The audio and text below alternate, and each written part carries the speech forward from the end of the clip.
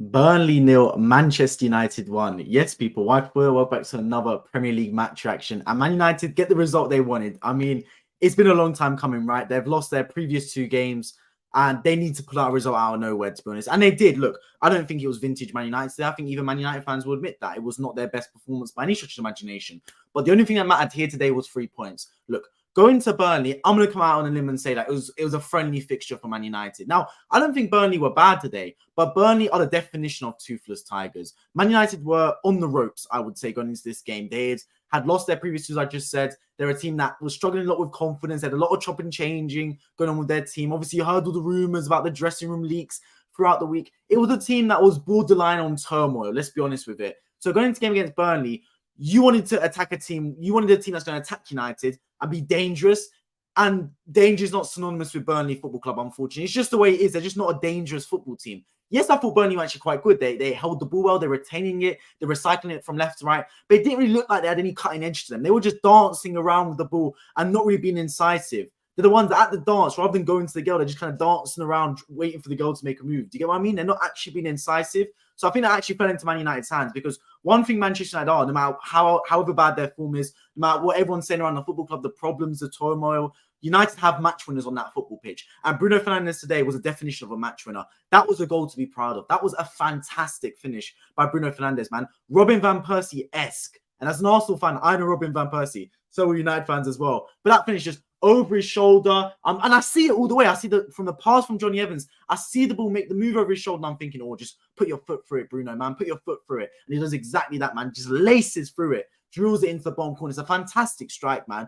Maybe critical of the goalkeeper, but for me, I think it's more critical of the defenders not getting tight enough to him. He obviously drifts into space between the centre-back Bayer and the left-back Taylor, I believe. And what he did right, Fernandes, really well, is he peeled off the back and made the perfect move. Literally, if he goes a second earlier, he's offside. And if he goes a second late, he doesn't make the football. So it was a perfect move by Bruno Fernandes. Brilliant pass as well by Johnny Evans. That should be credited as well. And obviously, fantastic finish to give Man United the lead. And it was the only goal in the game. Look, I don't think Man United were the better team today. I think even Man United fans will admit that Burnley were the better football team. But incision, assassin mentality, having the cutting edge is what wins you football matches. The possession doesn't win you games. The shots on target doesn't win you games. The XG doesn't win you games. What wins you matches is if you're going to put the ball in the back of net. And Burnley never looked like scoring today. This game could be played until midnight. And I still don't think Burnley would have scored. Genuinely. And it's a shame because I actually think they've got a decent football team in terms of the players there. They're well coached by Vincent Kompany. But Pep Guardiola said it has a famous quote, and I think it applies perfectly here with Vincent Kompany's Burnley. Pep Guardiola used to say, I can coach you all the way up until the final third, but what you do in the final third's up to you. And I genuinely think that's the perfect example here. Vincent Kompany's coached this team fantastically. They're brilliantly from defensive areas to they retain the ball from the goal kicks or win it back all the way up until the final third. Burnley are fantastic. Their ball recycling is good. Everyone's comfortable in the football. They pass well. They move it from left to right. They've got some fantastic players. I thought, what's that boy's name? Kamiyosho, the young 19-year-old, number 30. I thought he was really good as well. So they've clearly got some good players, Burnley, that are comfortable in the football. But they just don't look like scoring. And that's the problem, man. Like, I look at Man United today and I think they didn't really have many chances. But every time Man United went forward, it looked like they were going to score. It was just the final part that was maybe lacking. Was every time Burnley went forward, it looked like you were hoping for them to score rather than actually thinking they were going to score. That's just my personal thoughts on it. Watford only, appreciate joining the stream, my friends. Like you, Sajid, man. A long time no see indeed. Fair play to Burnley for selling out, but how many United fans were in the home end? So many, man. Genuinely, so many. But look, obviously Burnley is not far for Man United fans. It's not the furthest trip in the world for them. And look, let's be honest with it. United got far more fans than Burnley do. Burnley, to be fair to them, I feel like under Vincent Kompany, they would have enjoyed the football they're seeing.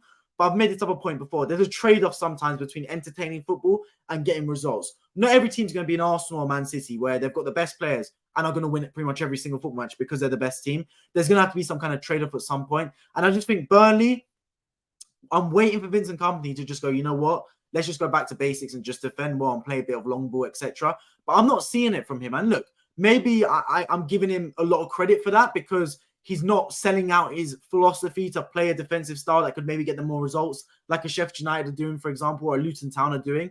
But at the same time, right, the game's about glory. The game's about results. If you just keep playing this way, you're going to get cut open too much because the way Burnley are playing right now, they're too easy to play against. every single thought I've had about Burnley in the past has been squashed under Vincent Kompany. And that's both beneficial and obviously it's a bad thing as well. I always saw Burnley as a tough team, as a real hard-nosed football team. You know you're going to go in for a battle, for a scrap.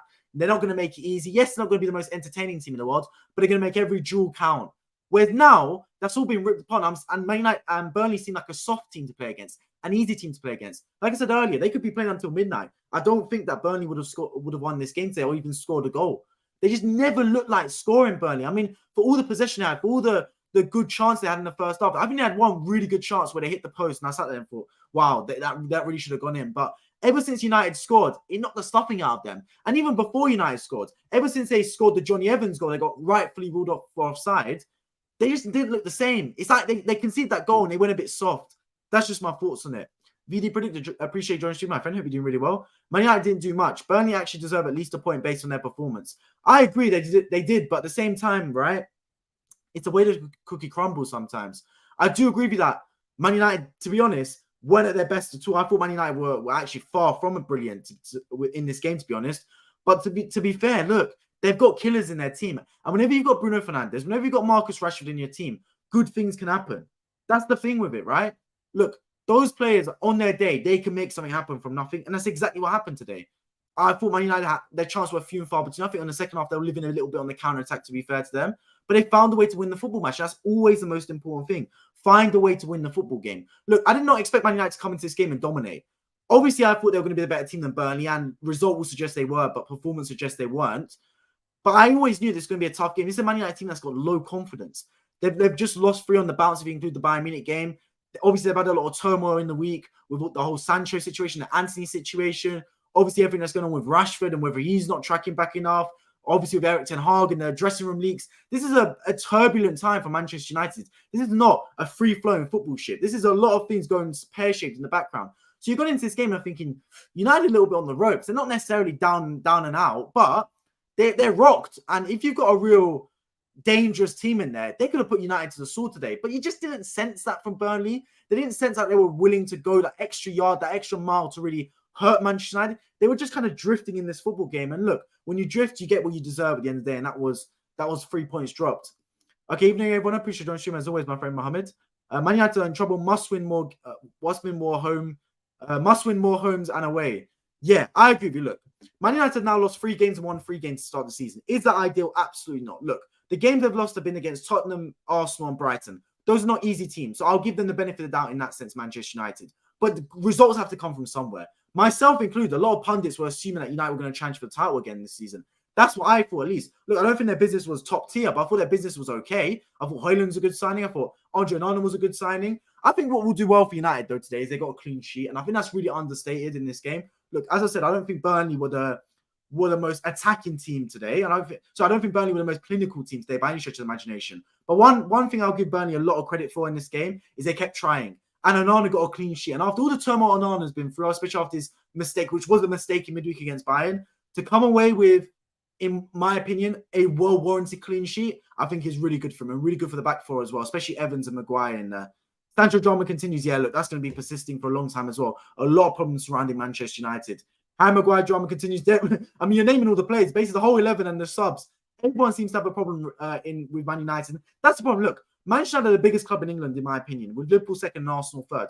Whenever anything happens at Man United, it just gets exemplified and magnified to a times 10 status.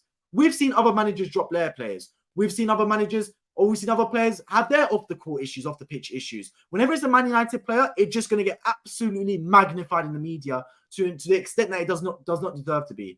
If it was any other manager dropping their player, it would not get talked about. But because it's Maguire, because it's Sancho, because it's a Manchester United player, suddenly the media gets all over it like a cheap soup. It's just the way it goes sometimes, man. You live and die by the sword. That's the burden you have to carry when you play a manager top club like Manchester United. United won. They did indeed, Luca.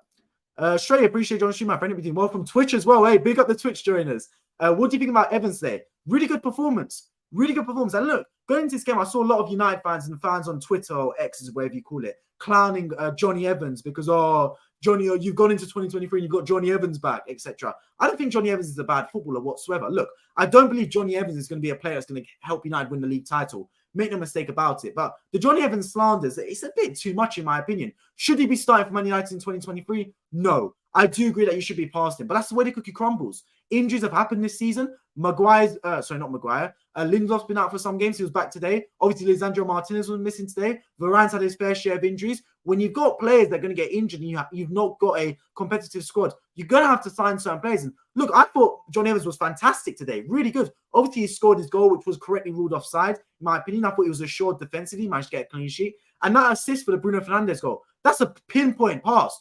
Look, trust me, guys, it's an underrated pass. Everyone's rewarding Bruno Fernandes for his fantastic finish, and rightfully so. It was an absolutely unbelievable finish by Bruno Fernandes. But make no mistake about it, that whip from Johnny Evans, that crossfield pass over the top of the defender to Bruno Fernandes is inch perfect. Genuinely, it's an unbelievable pass. So I'm going to give him the utmost credit as well. I thought it was a fantastic pass by Johnny Evans. I thought this whole performance today was superb.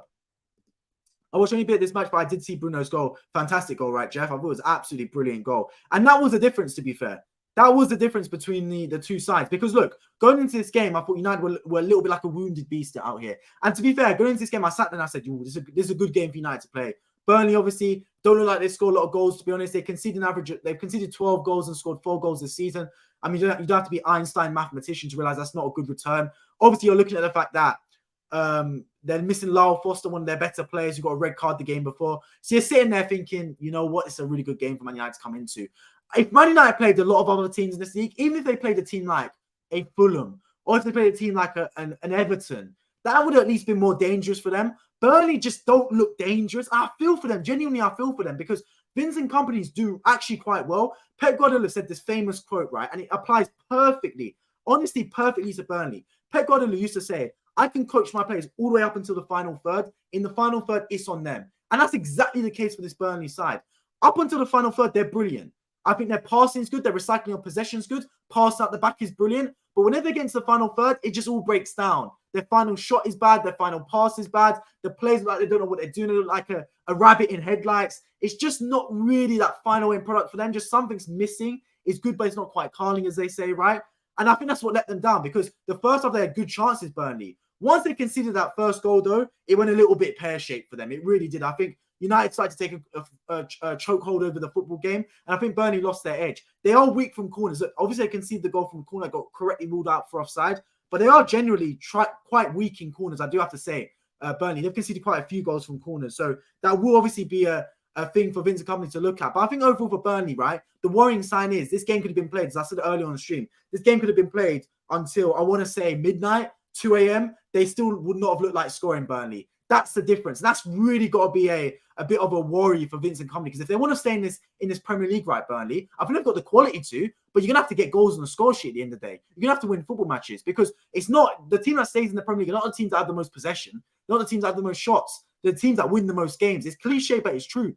Do whatever it takes to win. And those of you that have watched football before, this isn't your first time watching the Premier League, would know that whenever you say Burnley, you think tough team to play, aggressive, tenacious, defensively astute. You look at them as a team like that. Now under Vincent Kompany, that's all been ripped up. And that's a good thing because obviously you don't want to be always known as a team that's just a dangerous team, a team that's anti-football, as many would suggest. But at the same time, you need points, right? So I'm giving it till maybe October. And I think Vincent Kompany might scratch it and go back to basics with Burnley and try and play a bit more pragmatic rather than what he's doing now, which is a bit too expansive in my opinion. How many people are gonna have five-way pizza in the Emirates tomorrow? I mean, big up the guy that made the five-way pizza, by the way. He's doing really well. But yeah, hey, going into the game tomorrow at the Emirates, I cannot wait, man. We'll be streaming straight after on this channel, Why Football, for Arsenal versus Tottenham Hotspur, the North London derby. Erdgard is still clear. Yeah, I had to make that point, RD12, man. Had to make that point. For me, the biggest thing that happened today was Rodri's red card. Oh, yes. Okay, yeah, guys, I'm not actually going to, later on in the stream, I'm going to talk about that because I didn't do a review after the Man City game against Nottingham Forest. I was planning to, but I said that and I went, you know what? It was 2-0. I was like, you know what, scrap it, man. I can't be arsed there. They're probably going to win this game. Then obviously they got a red card and I thought, should I do it? But they still held out for a 2-0. But I will talk about that slightly later in the stream. So make sure you stay tuned for that. I've got to be honest, I ain't a fan of the Atletico Madrid top. I'll be real, right? I'm just a shirt collector. This one, I don't love it either, to be fair. It's not my favorite Atletico Madrid kit, but it's one of those things. I'm actually going to Madrid on Tuesday, so maybe I'll get a new one. No, I'll probably get a Real Madrid shirt, to be honest. Bruno always gets criticism. That's the thing. Bruno will get criticism because he's quite a polarizing character, Bruno Fernandes. I have never ever had a problem with Bruno Fernandes' quality on the football pitch. I've come out and said actually that Bruno Fernandes is one of the best players in this Premier League in terms of technical ability. I think he's superb, and that was absolutely put on show today by that fantastic goal. Genuinely RVP-esque, Robin van Persie-esque, the way it came over his shoulder and just clinical finish, man. Absolutely volleyed it brilliantly into the bottom corner. Fantastic strike. The problem with Bruno Fernandes is, right, as a captain, he doesn't, for me, show captain material. He's too petulant. He's too pessimistic. He's too complaining. He just complains too much. It's not really him. So that's always been my criticism of Bruno. I think on the pitch, in terms of quality, fantastic. But his antics are always the ones that will get to me. And I think if you want a captain, right, you want a real leader amongst men. And Bruno Fernandes has never struck me as a leader amongst men. That's just my personal opinion on it.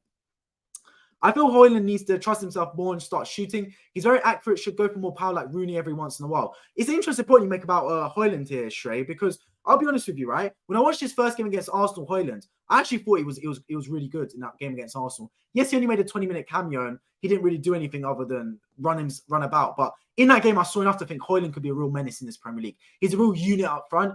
Today with Højlund, he just looked a little bit low on confidence. And I don't get it. Because he scored in midweek. Obviously, they lost the game, but he scored in midweek against Bayern Munich. Every time they got into the final third, Højlund, he would make the right decision, but he would just not execute it to perfection. There's one point where they're breaking, right? He's got Bruno Fernandes to his right, who I think was the right decision to make. He's got Marcus Rashford on his left. And the pass he makes Rashford, it's a pass where he's just timid. He just kind of rolls it into Rashford and the defender intercepts it. Look, make no mistake about it. I think Højlund will be a top player in this Premier League. I think he's got all the makings of a top striker. He's got good frame to him. He's fast. He's obviously got a shot on him, I do believe. He's scored enough goals for Atalanta for me to believe that. But his decision-making was just a little bit lacking today. And that will come, make no mistake about it. He's still a young boy. He's got plenty of time to grow into his frame and grow into his ability. But I do think that today Højlund needs to trust himself a little bit more, just as you said there, Shrey. Because there were times when the ball fell to him and I'm sitting there thinking a top striker puts their foot through it.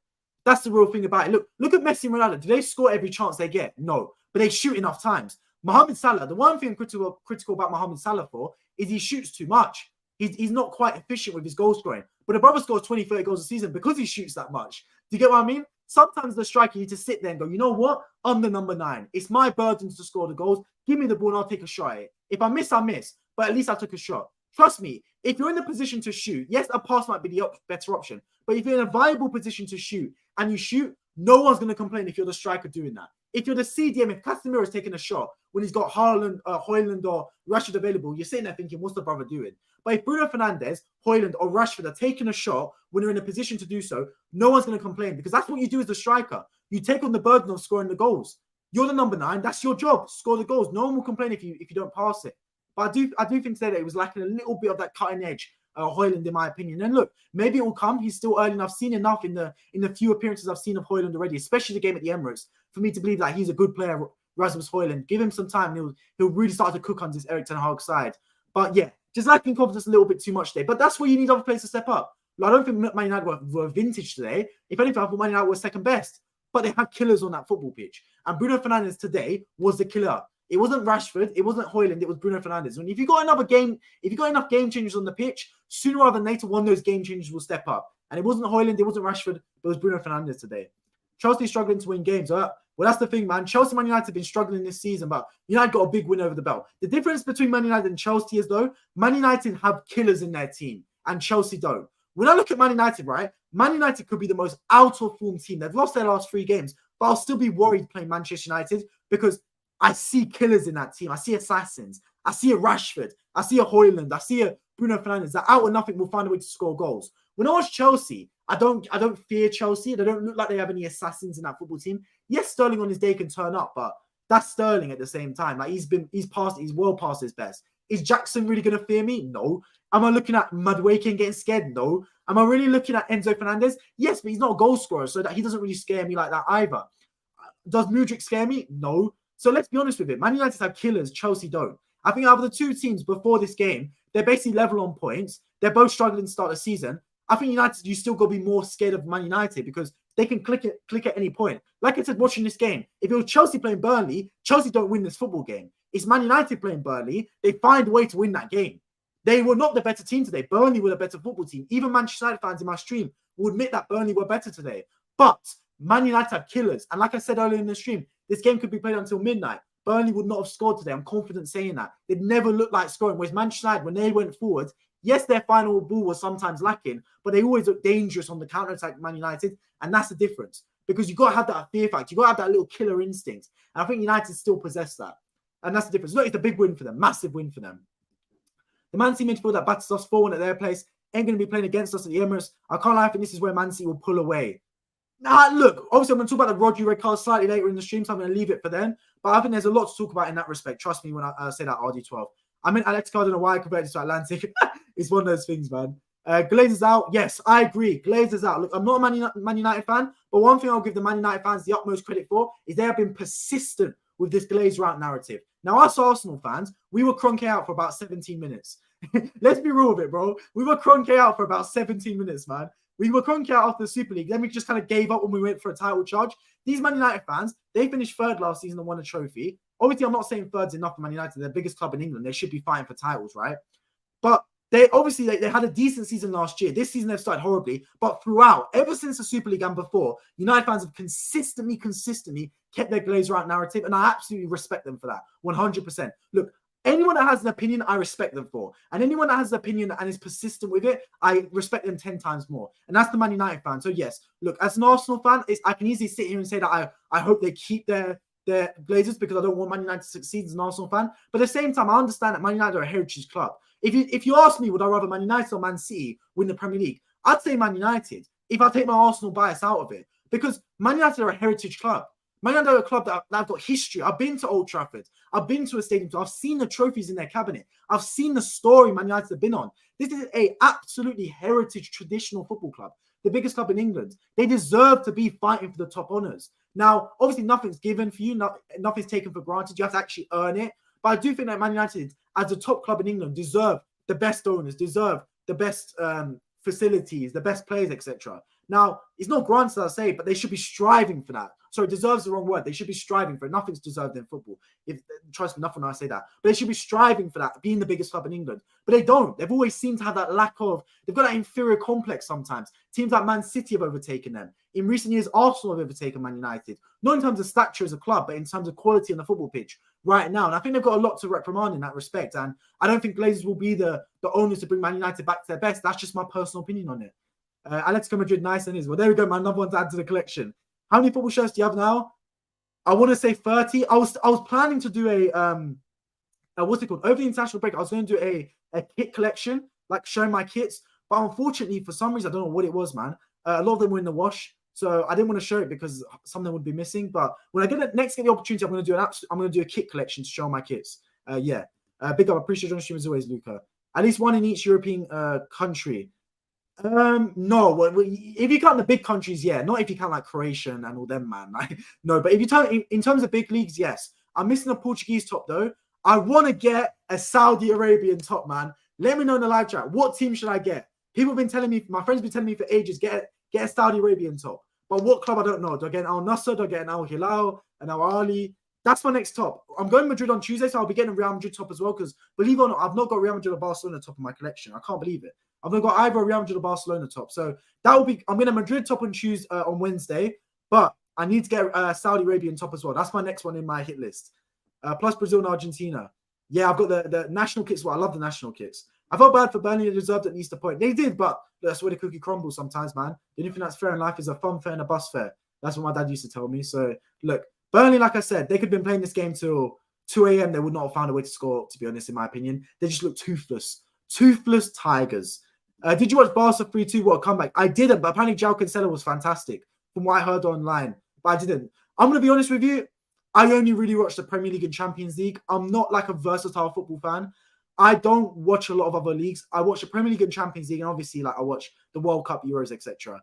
I can't say I watch a lot of I keep up with it, like I see a lot of it on Twitter, on Instagram, etc. But I'm not going to sit here and say that I watch it like a diehard fan of other leagues. To be honest with you, if you ask me a question about the Premier League, 100%, man, I'll answer you about any club in the Premier League: Burnley, Sheffield United, Arsenal, United. Any club in the Premier League, I'll have a good opinion on them because I watch enough of those games. But if you ask me about any club other than the Premier League, and if they're not in the Champions League, I might struggle a little bit. I can't lie. I'll waffle my way through it.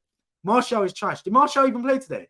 He came off the bench, I think, for a little bit. But yeah, I've thought that for a while, to be honest. He had a really good debut, obviously, for Man United. He came as one of the best young boys in the world. Didn't really materialize into what we expected. I think they should have moved on from Martial last season, to be honest. Martial's injury prone. Even without his injury prone issues, he's still never been good enough for me at Manchester United. I was in Manchester yesterday to see Manchester City and Manchester United ground. Impressive. Yeah, very good, man. I've not done a City stadium tour, but I've done a, a Man United stadium tour. And trust me, Old Trafford is a ground, man. Very much a traditional vintage ground in this Premier League. Fantastic players, trust me. Glazers just showing Manchester United football. I do agree with that sense. I really do agree. Back on the anti-Martial point, I do want to make a point about this. I made this point the other day, right? Who is the benchmark in Premier League football? Man City, right? I think we can all agree that. Now, if you're trying to reach Man City's level, the way I would look at it, right, is you have to sign players, or you have to have players in your squad that either are at Man City's level, or you believe one day will have the potential to reach Man City's level. That's how I would grant it. Now, if I go from Man City's 11, if we start with Andre Onana, is he going to get into Man City's team? No. Is Diego Dallo going to get into Man City's team? No. Is Lindelof going to get into Man City's team? No. Is Evans going to get into Man City's team? No. I can go through the whole team. The only player that could really get into Man City's team is arguably Fernandes and Rashford on their day. Arguably. And even that one's hit and miss. That's the difference. If you want to compete with Man City, you got to think, are your players going to get into Man City's type of team? Do you get what I mean? I don't see it. Like when Arsenal signed Ben White and Odegaard, were Ben White and Odegaard getting into Man City's team? No. But if you look right now at Arsenal's team, does Raya get into Man City's team? No, but that's because Ederson's so good. Does Ben White get into Man City's team? I think on his day he's good, to be honest. I think Ben White's a fantastic fullback. Does Saliba get into Man City's team? Yes, he does. I think Saliba's the best centre-back right now on form in the Premier League. I think Ruben Diaz is a better centre-back than him. But right now, to be honest, I think he's really good, right? To be fair, Saliba. I think he's one of the best centre-backs in the Premier League. And that's, look, as an Arsenal fan, you can say that's biased, but I try and give as much as an unbiased opinion as possible on this channel. Gabriel, not really, to be fair. You look at the other players. Zinchenko obviously got binned off, but Odegaard will get into Man City's team. Saka would get into Man City's team. Rice will get into Man City's team. That's the difference. When I look at man for man, Man United's team, do they get into Man City's team? They don't. Whereas when you look at Arsenal's team, man for man, a good 5 of those players could get into Man City's team. And that's a really good sign. That's the difference. So did Man United punch above their weight last season? I would say on quality on the pitch, yes. I don't think their team is good enough to fight for the title. But at the same time, you're Manchester United. You should be striving for the title at all times.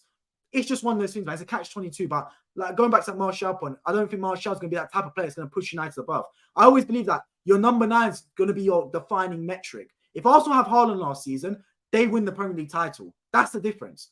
If Arsenal had even Rashford last season up front, they might have won the title. If Arsenal had Harry Kane, they would have won the title. If Arsenal had Ivan Toney, they probably could have won the title. Gabriel Jesus did not get enough goals for us. That was the difference. And it's one of those things. Martial's not been good enough. They've signed Højlund now. Now, is it a risk? Yes. I think if you're Manchester United, you've got money to spend, I would have rather gone for Harry Kane, in my opinion. But it's one of those things. You've gone for Højlund. Hopefully, turns up trees for you lot. Dennis, I was in Manchester yesterday. Oh, wait, I'll wait for that comment.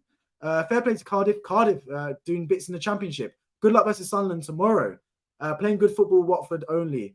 I was on Sky Sports News today, Soccer Saturday, during the Man City game, and I saw Watford. Didn't they absolutely get blown out the park today? I'm pretty sure they lost really badly today. But yeah, big up to Watford. Hopefully they come back in the Premier League soon. I clicked on the Barca match when I saw it was 2-0 at 78 minutes. 10 minutes later, it was 3-2, so I closed out. Wow. Okay, let me actually check out this Barcelona result then, man. A couple of people mention it now. Barcelona win. Right, it's Barcelona win. Who'd they play? Celta Vigo. Right, Lewandowski scored 2 and Cancelo scored 1. Wow. So 3 goals in 8 minutes to turn that game around. Fair play to Barcelona, man. Fair play. Big up Barcelona for that, man. Brilliant stuff. Don't you think it's ominous how well Man City have started? Yes, but look, I agree with you, because Man City normally are slow starts and they actually start to pick up form around March, April. I mean, look at Man City last season. For the first half of the season, they were average, to be honest. They were, like, by Man City standards, they were average, but it got to March. Ever since the rumors came out about I say rumors, it was confirmed. Ever since the charges came out against Man City, that kind of galvanized the squad. And from March, April, May, Man City turned into the Terminators. No one could stop them. They were just like a battle ram, and nothing stood in their path. Now, you look at Man City, and they started the season well. But I will say, as a caveat to that, look at the competition they played. Today they're playing Forest. They played obviously what's it called? Fulham a couple of weeks, but obviously also drew to Fulham. But you get what I mean? They played teams like Burnley, Sheffield United. they're not exactly playing top teams. Let's be real about it with Man City. They've avoided the Brightons, the Arsenals. Now, obviously, they're missing Rodri. Now, as an Arsenal fan, right, and I watch a lot of Man City fans, because I watch a lot of the Premier League, as I said already. If you ask me, right, one player is going to be missing for the game against Arsenal, who would you want to be missing? I would not have said Haaland. I would not have said De Bruyne.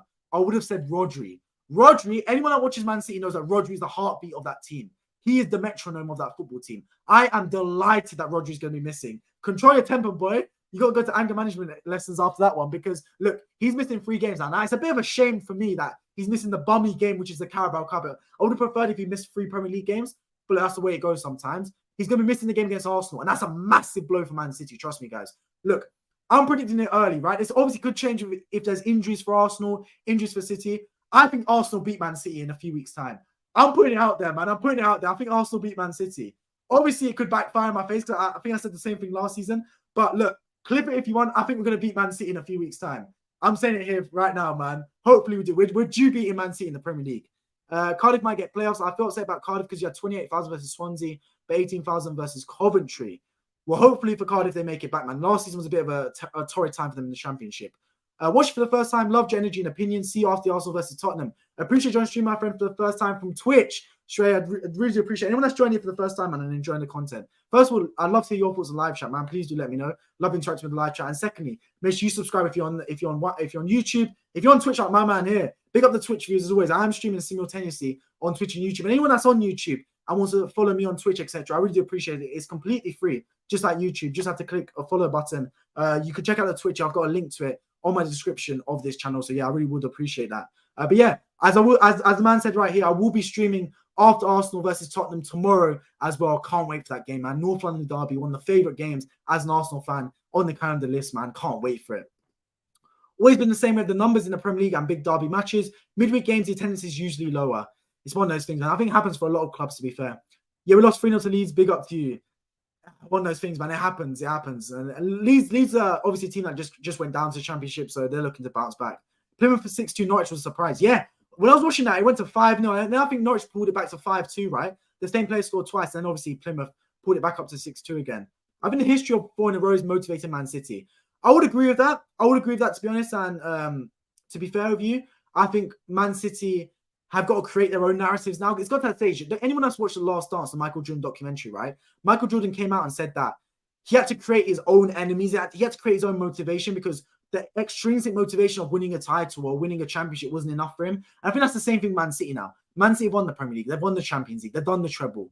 They've won everything that football's asked of them. They've hopped over every single obstacle that's come in their way. Now you have to create yourself new challenges. And yes, sometimes it can be a little bit weird to think, okay, now we're going to go for the quadruple. Now we're going to go for the 4 in a row.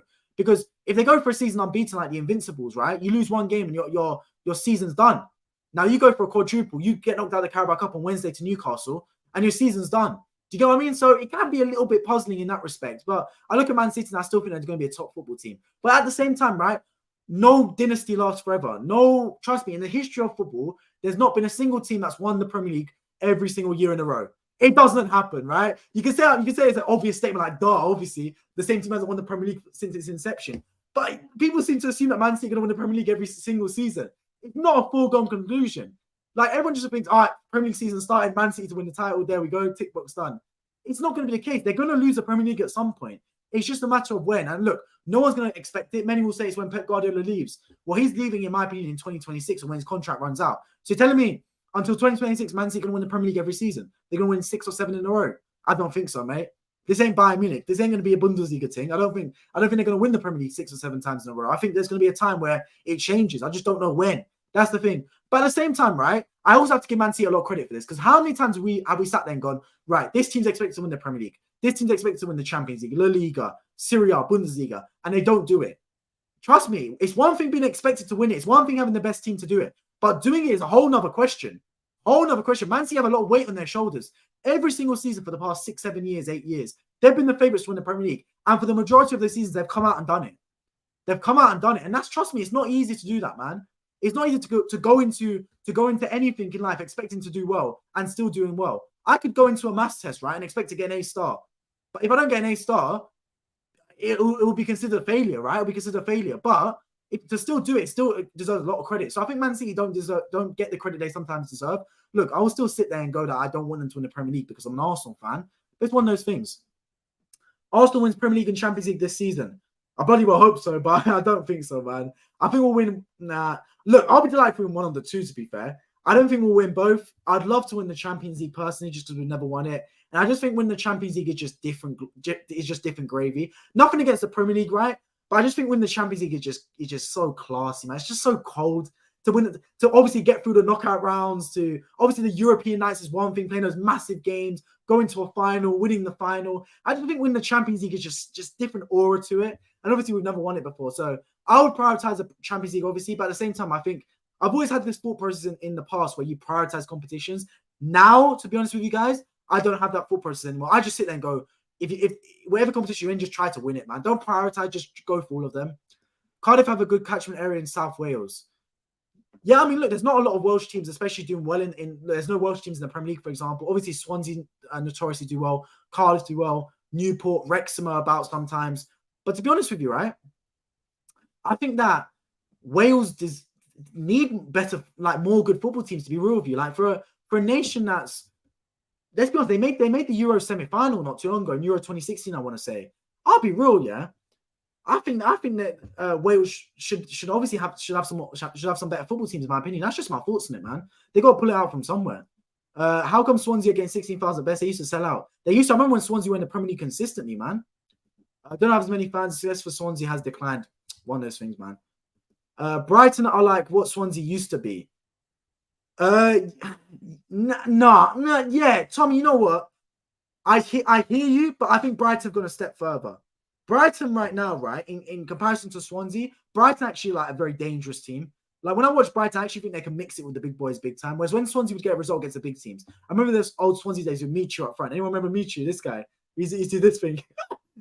Anyone, the new football fans think that's a Mitrovic celebration. The OG football fans, that's a Michu celebration, man. He used to do this thing, but yeah, they used to be good Swansea though. That season with Michu, they were fun to watch, man. They were a joy to watch. Good football, European football, etc. I remember when Fulham used to make the Europa League. Remember that? Remember those days? Fantastic scenes. Newcastle United next team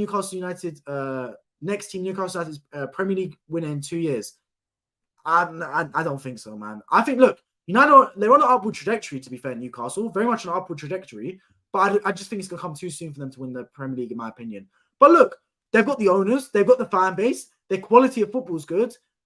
It's pushing the right direction. But I will say, right, it's like when you go to the gym. When you first start going to the gym, your gains look really good and then it starts to tail off because you have that like beginners, you get like, the beginners feedback where you get a lot of the muscle growth quickly. I think the same thing's happened with Newcastle. The beginner's been really good for them. They've started really well with the new ownership. They obviously made Champions League football last season. It looks really good.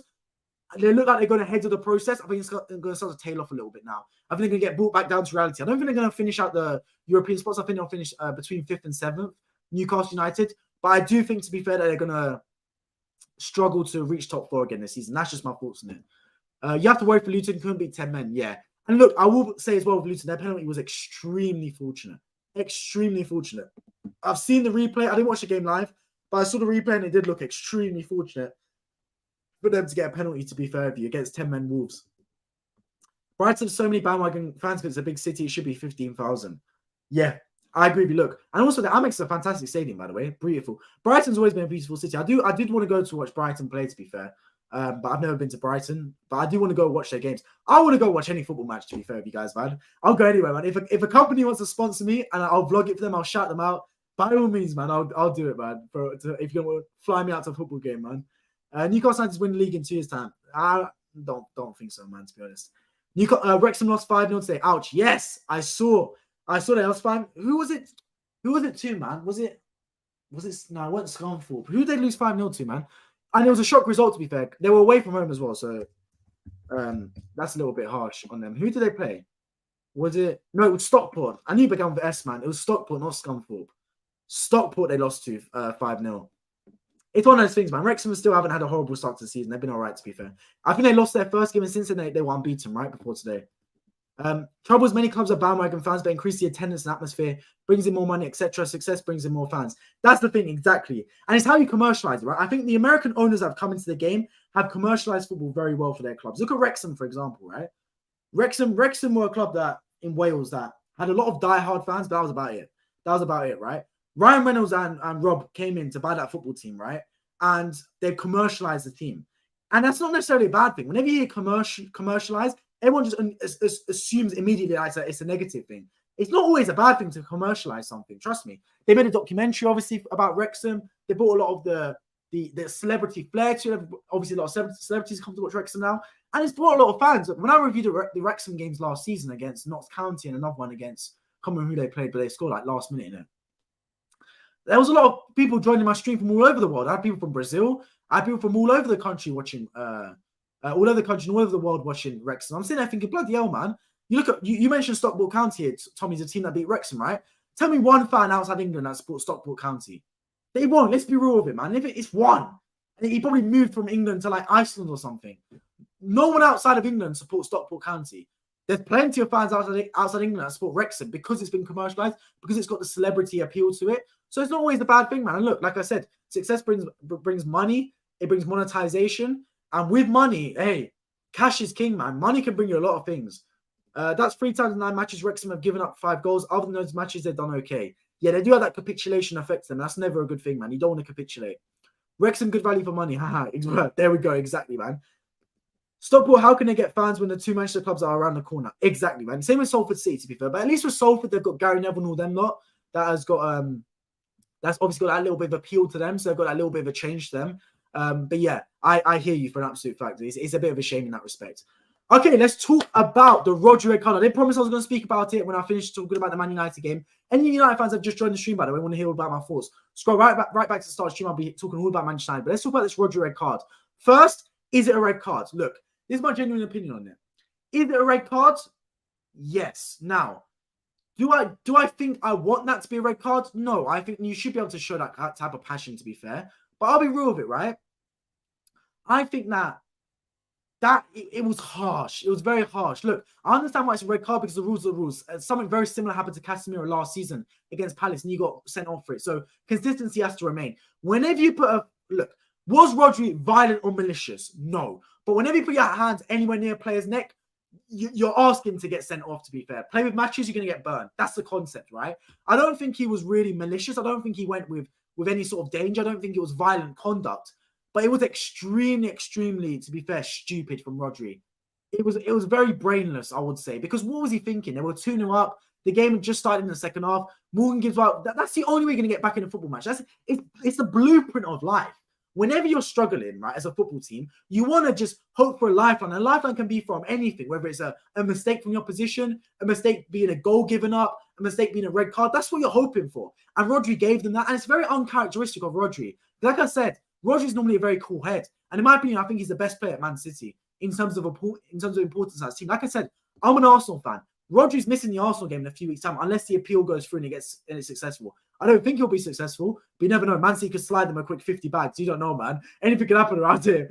But I will say, right, that Rodri's the most important player for Man City, in my opinion. If you ask me going into that game, who do you not want Man City to have? I will say Rodri. He's their metronome. He's the absolute. He's the anchor that holds that whole team together. So look, I think it had to be given as a red card. I would be surprised if it wasn't given as a red card. But I will say I don't want those type of things to be red cards. I think you should be allowed to have some kind of physicality to the game. I don't think. Look, but at the same time, it's that's the rules. It's a policy. Hands around the neck, instant red card. Instant red card. And look, that's the way it goes, man. Morgan Gibbs-White was very clever in the way he did it. Same with London, Dennis. Do you know any Barnet fans? Well, I actually live in the London borough of Barnet, which is funny you say that. No, I don't know any out-and-out Barnet fans. I know some people that like support Barnet, but really they're like Arsenal fans or Tottenham fans. They just say they support Barnet as well as like their local team, and they go from like time to time to the Den. But look, I'll be real with you right now, man. I don't really know. Is it the Hive? What's Barnet? It used to be called the Den, I'm pretty sure. What is Barnet Stadium called? Is it called the Hive now? What is Barnet Stadium called? The Hive. Yeah, it's called the Hive. There we go. So yeah, I know some people that go to the Hive to watch Barnet, but look, I can't sit there and say that it's a very much a popular team amongst any of my friends. No one really supports them. To be fair, it's funny for me, right? Because I know a lot of people that have a local team and then support a big team as well. I know a lot of people like that. They have their local team, which is like a team in League One normally, or League Two, or sometimes Championship. Then they support a big team as well. And I know a lot of my friends are Arsenal fans, but they actually had like a local team as well. Me, I've just grown up as an Arsenal fan because I've like literally my grandma lives around the corner from the Emirates. She lives like a 1-minute walk from Arsenal tube station. So I've just grown up as an Arsenal fan. Like my local team was Arsenal. Like it's crazy to say that, but it was. I've always grown up in North London. Now I actually live closer to Tottenham than I live to Arsenal, which is a funny fact. So yeah, I'm actually close in proximity to Tottenham Stadium than I am to Arsenal Stadium nowadays since I moved. But I've always been an Arsenal fan. That's always been my local team. But that's always made me laugh that a lot of people have their local team and a big team as well. It made sense in Spain because everyone in Spain used to support their local team, then support Barcelona, Real Madrid. But it's one of those things, man. My local team's always just been Arsenal, so I've had a big team to support from young. You're lucky days. Maybe I'm lucky in that respect, man. Maybe I am.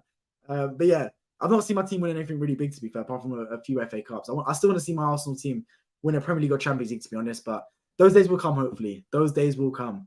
But yes, I appreciate everyone that's joined the stream today. I'm going to cut it soon very quickly because I will be back tomorrow for North London Derby.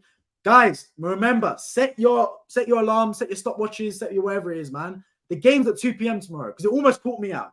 It's not at 4:30. If you told me Arsenal Tottenham is Super Sunday, I'm thinking, right, 4:30 kickoff. Because normally Sky Sports put the highlight game at 4:30 and put like the build-up game, like the preludes, you know, that type of thing. The warm-up training game on at 2 o'clock. But they switched it. I put the Arsenal game at 2 o'clock. I have no clue why. Arsenal Tottenham should be the headline game at 4:30. But it's one of those things. But yeah, I'll be reviewing the game. It'll be a long stream against Tottenham, I do believe. I'll be speaking all about the game. I'll be speaking all about derbies in general.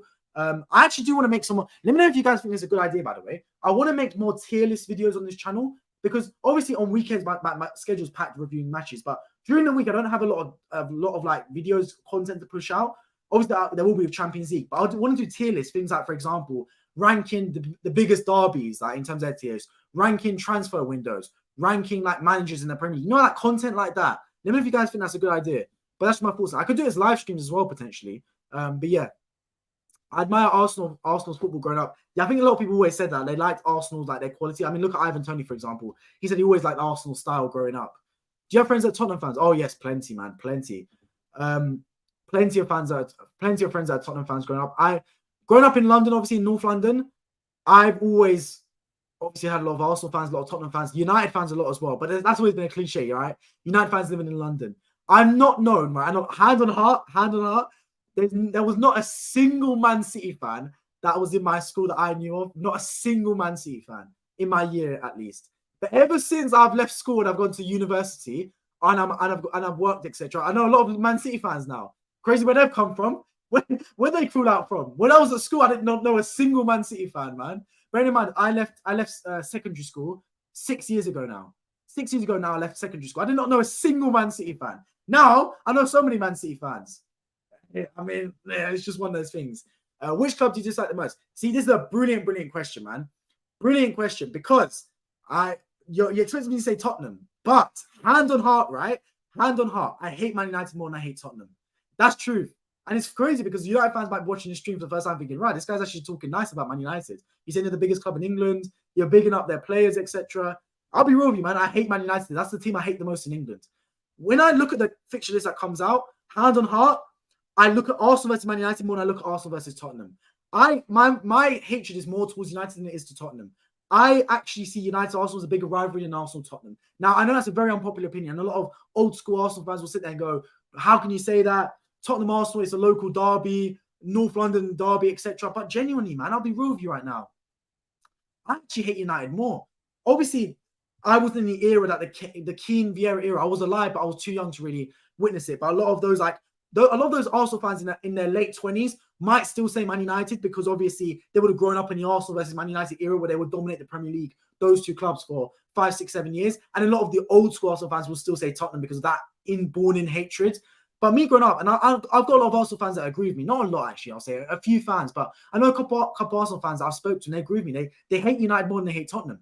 Like, if you told me, would you rather win at Old Trafford or win at White Hart Lane? I'm winning at Old Trafford every day of the week, man. I want to win that game at Old Trafford. When I look at every game on the calendar, I'm thinking, I want to win at Old Trafford, man. Win at Man United's ground. That's the real game for me. Beat them at their ground, man. That's just one of those things. Maybe it's because United's the biggest club in England and I want to beat them because it's like that that beat the biggest team, etc. Where I've always seen Tottenham in our shadow. Maybe it's that, I'm not too sure. But look, nothing can beat a North London derby. Make no mistake about it. But I will say that I hate United more, to be honest with it. Is I like to see a ranking list. They're always interesting. But there we go, man. I'll definitely put it on my list of things to do. Let's see. Should I watch Arsenal, Spurs, or Chelsea, Villa? Jeff, come on, bro. Let's be serious right now, man. Let's be serious right now, Jeff. You're not even a Chelsea fan, man. You're not even a Chelsea fan, bro. Go on. That's the easiest question ever. North London derby easily, 100%, man. Agreed as haha. Yeah, exactly, man. North London derby easily. Also have a horrific record at Old Trafford. Yes, the one time we won there, apart from the FA Cup game where we won when Welbeck scored, I believe, we've not been at Man United at Old Trafford since the Aubameyang goal penalty, which was during the COVID season anyway, which doesn't really count because there was no fans there. I don't want to beat them with no fans. I want to beat them when I can actually see their fans and see them actually be distraught in the stadium and see the boos ringing around at full time. So I don't want to beat them with no fans. I want to beat them in a full stadium.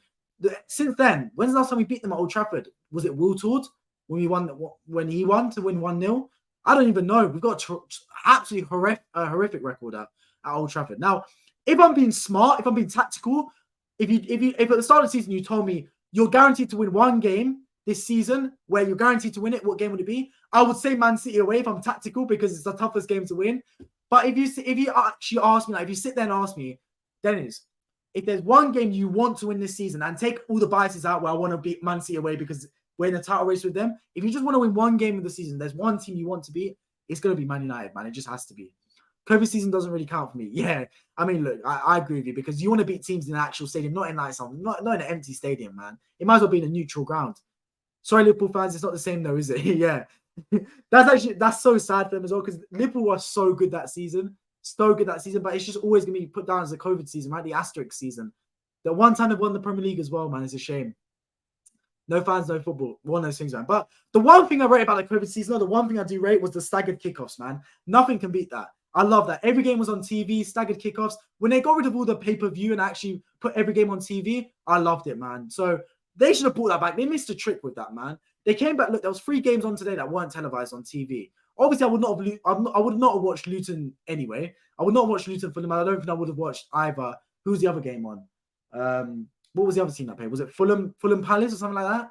What was the other game that was played today? It was a crap game anyway. I think it was Fulham Palace. I might be mistaken with that. I would have only watched, to be fair, Man City versus Nottingham Forest. But yeah, they missed a trick with that one, man. They should have obviously put more games on TV. And it's just one of those things, man. Hi, Dennis. Appreciate joining my friend C1. Dennis, thoughts on so many Sunday games? Good question. Look, obviously, they have to do it because of the Europa League matches. So Brighton, Villa, and Liverpool have to play on a Sunday. And obviously, it's just one of those things. And Arsenal Tottenham was always going to be played on a Sunday because it's a highlight game. I don't know why they played Newcastle Sheffield United on a Sunday. That could have been played today. I have no clue why, to be honest. Look, I've always agreed with staggered timings. Look, if you ask me to do the fixture list, I've said this for a million times. This is how I would do the fixture list if you ask me. Friday, 8 p.m. kickoff, Friday night football. Saturday, 12:30, 3 o'clock, 5:30, 8 o'clock. That's how I would do it. Sunday, 12 o'clock, 2:30, 5 o'clock, 7:30. Monday night football. That's 10 games. 1 on Friday, 1 on Monday, 2 on Saturday, 2 on Sunday. Stagger the kickoffs, put every game on TV, bing bang bosh. Why is it that hard? Why is it that, genuinely? The worst part is, right, the worst part about tomorrow is, right, Chelsea playing Aston Villa. I would watch that game. Hand on heart, I'd watch that game. Liverpool playing West Ham. I would watch that game as well. But they've both been played at 2 p.m. at the same time as the North London derby. And even if I wasn't an Arsenal fan, I'm watching North London derby. I'm an Arsenal fan, so obviously I'm going to watch it anyway. And at 4:30, I've got Newcastle Sheffield United. Now, big up to Newcastle. I respect them 100%. But I'm not watching Newcastle Sheffield United over Liverpool, West Ham, or over Chelsea, Aston Villa. Just my personal opinion on it. So why couldn't they put the Arsenal game at 4:30 and put either the Liverpool and then put the Liverpool game at 2 o'clock? Would have made perfect sense. But no, I don't know what they're thinking, man. It was just stupid. They basically made the 2 p.m. slot tomorrow is basically the 3 p.m. slot today. That's how it is, basically. I think every game should be on TV, 100%, man. I think fans have been calling for that for ages. And look, if they were on TV, there'd be less people pirating the matches. It's just one of those things.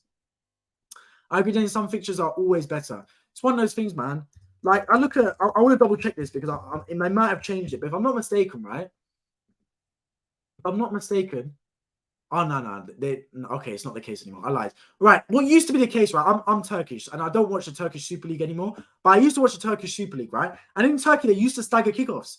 They used to do it. They don't do it anymore for some reason, but they used to stagger kickoffs. So That's something they need to bring to the Premier League, man. I'm telling you, I'm waiting for the first league to do it. Stagger kickoffs and put every game on TV, man. You always have to consider fans traveling. You don't want Newcastle fans traveling to London for 8 p.m. or 7 p.m. games. Fair, I get you, 100%, obviously. But they're playing Sheffield United. Now, Newcastle, Sheffield United, obviously, Newcastle, because of how far north they are, they're a trek for basically every team. Let's be real with it. But it's one of those things, man. Like, it's the way it is. I think Arsenal Tottenham had to be at 4:30. Had to be, man. It's a primetime kickoff. It's a primetime game. Always has to be a 4:30 kickoff, in my opinion. Mid-table Liverpool versus Man United over Burnley versus Man City. One second, I didn't get that. Mid-table Liverpool versus Man United over Burnley versus Man City. I don't get it. Are you saying you'd rather watch Liverpool versus Man City? Sorry, Liverpool versus Man United over Burnley versus Man City? Yeah, I would. I agree with you if that's what you're suggesting, but I didn't really get that. Sorry. Maybe rephrase and I'll come back to it. Even Danes appreciate you on the stream, man. Yeah. Is the Turkish league any good? I only know the Istanbul clubs. No, crap, man.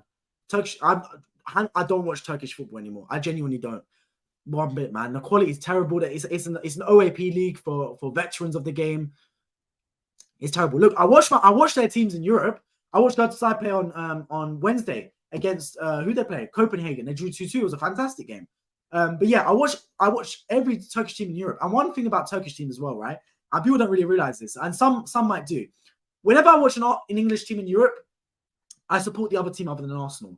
But I'm a Galatasaray fan, right? If I watch any Turkish team in Europe, like it could be Fenerbahce, Galatasaray, Beşiktaş, Trabzonspor, any team in Europe, I support the Turkish team because how Turkish mentality is, right? Is they always look at it and go, whenever we're in the league, we support our team. Whenever we're in Europe, we're representing Turkey. We're not representing our team anymore.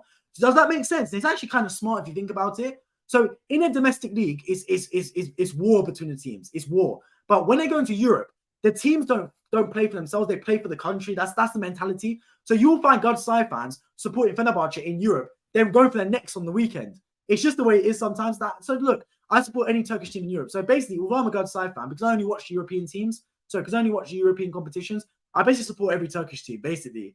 That's just the way it is. You're streaming late. To be fair, I started streaming an hour ago, man. I streamed after the Man United Burnley game. Love the top. Appreciate it, man. Really do appreciate it. I don't think I've worn this top in the stream before. Just the way it is, man. It's annoying though. It's 2 p.m. Yeah, annoying, man. Make it after 6 p.m. Yeah, 4:30 is fine for me, man. 4:30 kickoff's perfect. I mean, the fixture's better and I'd rather watch it. Agree. The kickoff. I think the Bundesliga does staggered. If I'm not mistaken, you should double check. Yeah, let me check then. Bundesliga kickoffs. Bundesliga fixtures. Almost no, they don't. They've got their games at bare games at 2:30 next week. So no, they don't do staggered. They should though. I wouldn't be surprised because Germany always have been ahead of the curve in that stuff. Maybe it's the train station rules. Maybe, but the TFL's is running till like midnight, basically, man. Plus, they've got a night tube going on as well, the Piccadilly line. Trust me, I live on the Piccadilly line station. I've lived next to Arsenal for a lot of my life. The Piccadilly line runs all the time, man. Trust me. It runs till basically midnight. And they've got a night service going on with that train as well. So you'll be completely fine, trust me. Unless you're talking about the actual trains going from Finsbury Park, then it's a different story. That's how I think the Welsh clubs, even Swansea. Fair play, man. And look, I respect that 100%. And if they don't, they have a maximum of 3 games in one time slot. To be fair, they had quite a few games on at 2:30 next week. It's nice to have different teams in the league. I agree. In my Champions League group predictions, I picked Galatasaray to finish ahead of United. Whoa, bold pick, man. I would love it, man. I am so distraught that Arsenal, Man United are on the same bracket because, deep it, guys, yeah, Galatasaray is my Turkish team, and we're playing against Man United. That is literally perfect for me because I want Man United to lose anyway, but I've got my Turkish team playing Man United. That's even better. But obviously, because it's at the same time as Arsenal, I've got split allegiances, man. It's one of those things. Obviously, because it's my channel, because I'm an Arsenal-based channel, I do a lot of Arsenal reactions. I have to review the Arsenal game anyway, so I watch the Arsenal game. I would watch the Arsenal game anyway, over Galatasaray Man United. I made a mistake about it, but yeah, my decision was made. But I would have loved to watch both matches. They are Dennis. Kane hat-trick today. Bundesliga's Mickey Mouse. Yeah, he scored 3 goals and has got 2 assists. Fantastic for them. Bayern 7-0 Bochum. Bochum were garbage. One of those things, man. Hey, Dennis, you should visit me on my next tube run. When are you going on the... you said you're doing your tube challenge. When are you doing it? I'll be real. I'm going to Madrid on Tuesday. So I won't be in London for a long time. And tomorrow, because I'm watching North London Derby, Monday, I've got to be running around getting all my supplies because I am a terrible, terrible planner when it comes to trips, man. I've done absolutely nothing. I haven't even booked my transit to Stansted Airport, so I've got to do all that. But yeah, busy times for me. That's what one thing I'm going to say. So the Carabao Cup's in midweek. Now, I planned this trip during the Carabao Cup because I thought about it. I said, you know what, right? If I'm going to miss any games, I want to miss Carabao Cup games. Let's be real about it. So the streams for the Carabao Cup fixtures, it might be a little bit tricky. Bear with me, man. I'll try my best, but it's one of those things. I hope you guys can understand that. Now, I'd rather miss Carabao Cup games than Premier League games. I think everyone can appreciate that. I think everyone can agree with that. But I'll be back for the Premier League fixtures, obviously. And of course, on Sunday, I'll be streaming after as well. But yeah, content might be a little bit slim during the week. But I'll try and get some stuff out. I want to try and do some tier lists as well, to be fair. I was planning on doing it this week, but I'm moving it to Christmas break. Fair play, to be fair. The thing is, right, you want to do it during... actually, it doesn't really make sense. It's going to be rush hour, so I think weekend's probably best, to be fair, at some point, because during the week, when it's rush hour on the tubes, it's a long day, man. You ain't getting nothing. Manchester is massive compared to Liverpool in terms of city size, is what I noticed visiting the football grounds. Yeah, so I've been to both. I've been to Liverpool and I've been to Manchester. I've been both very recently as well. When I went to Liverpool, right? Obviously, Anfield's massive. You go across Stanley Park, is it? I think it's Stanley Park. Genuinely, the stadiums are right next to each other. You go across the park and it's right there. And you visit Everton. Everton Stadium, obviously, they're changing it very soon. It's a dump, man. It's an absolute dump. I'll be real with you guys, man. Absolute dump, this Everton Stadium, man. I sit there, right? And I'm thinking, it's in the middle of some houses. Even the houses look dodgy around there. It's crazy bad. Then you look at United. Sorry, you look at Manchester, right? Manchester as a whole is a bigger city. Now, Manchester, the actual city centre is quite small. Like where you go, right, the Arndale Centre is quite small. But if you go out to the outskirts and take the tram out, then you go to like Trafford Centre. You go to Old Trafford, obviously. Then it looks a lot bigger. And the Trafford Centre is absolutely massive next to Man United Stadium. And obviously, you've got the stadium as well in Man United. But yeah, I do want to go. I want to go to football matches, man. I want to vlog football matches, but I ain't got the money to do that right now. I'm a broke uni student. So I need some companies to fly me out. Sorry, hey, fly me out if you want to Champions League games or Europa League games. Fly me out to any games you want, man. But yeah, I need to do some vlogs for football matches. So if anyone here knows anyone that's in touch with companies, they're looking for collaborations, hey, put them in touch with me, man. I'll be happy to iron some stuff out, man. I'll shout them out for completely free if they want to take me to some stadiums. You're not allowed to do it on the weekend. That makes sense. Liverpool's smaller than Manchester. Liverpool is rough. This is Everton's last season at Goodison Park. Yes, and look, it'll be funny if they get relegated. Fair play to Everton, though. I watched their game today against Brentford. They were actually really good. Brentford were crap, though. At the same time, Brentford were missing a lot of players. So, but yeah, Everton were fantastic against Brentford today. Really good at that. It surprised me as well, to be fair. Great. Manchester is huge. You'd be a great blogger. I appreciate it, man. I really do appreciate it. And look, I'm watching Real Madrid on Wednesday against Las Palmas. I might vlog it. I'm considering it. I'm considering it, man. Who do they play? I think they play Las Palmas. They play Las Palmas, yes. Real Madrid versus Las Palmas on Wednesday. I'm going to Madrid. I've got my ticket booked for the game. That's the only thing I've booked in Madrid, to be fair. But yeah, I'm going to that game on Wednesday against Las Palmas. I'm thinking to vlog it potentially. Let me know what you guys think, man. But yeah, there's Peter Squares in Manchester too. I don't think I've been there, to be fair, actually. I didn't spend a lot of time in Manchester. I spent a lot of time in the city centre, to be fair. Do it, Dennis. Maybe I will, man. Maybe I will. I'll definitely try. I'd love to see Burnley as well. 100%, man. 100%. Random question. Favorite UK supermarket and why? Wow, what a brilliant question, man. We got to this stage. 1 hour in the stream, we talk about supermarkets. I'm not a big shopper, to be fair. That's actually, it's bad saying this, but that's really my parents' job. But yeah. Sainsbury's, I've been a big fan of Sainsbury's. Aldi, to be fair with Aldi, man. Aldi do well, man. Because I've been going gym recently, so I've been trying to get a lot of protein-rich food. That's obviously not too expensive. Aldi's got some good protein foods, man. Like protein yogurts, protein puddings, protein chocolate milkshakes. Hey, so Aldi's a little one. Aldi, Lidl, they're big up them too. But yeah, I think Sainsbury's can't go wrong with M&S is a bit spenny, but you can't go wrong with them, to be honest. St. Peter's Square. Yeah, I ain't seen it, to be fair. Lidl, yeah, big up Lidl, man. Lidl and Aldi, big up them. You're going to see you're going to be seeing how crazy Madrid fans are. Yeah, they apparently they whistle every time the opposition's got the ball. I've not seen that in the Premier League once. Turkish fans do that, but yeah, that'd be crazy. Lidl is the best German. Yeah, Germans always, man. Whenever you tell me something's German, I know it's quality all over it, man. Top quality, for an absolute fact. But yeah, guys, hello Madrid, yeah. But yeah, I will be planning to stream that game on Wednesday then. I will be planning to. But yeah, guys, I'll be honest with you right now. It's been an hour. I still need to hit the gym. So I'm going to call it end on the stream here. I appreciate everyone that's tuned in, but don't worry. Tomorrow we'll be back for Arsenal versus Tottenham at the Emirates Stadium. 2 p.m. kickoff. 4 p.m. roughly the stream starts. As soon as the game's done, just come straight over to watch the stream. I can't wait for it, man. Can't wait for it. Hopefully, Arsenal turn up with a big result. We're going to absolutely need it, in my opinion, playing against Tottenham. But look, anything can happen, but I'm confident going into it. Those of you that would have watched my preview for the game would know my score prediction. I'm not going to reveal it, but those that watched the preview would know my score prediction for the game. It's a surprising score prediction. I'll tell you that for absolute free.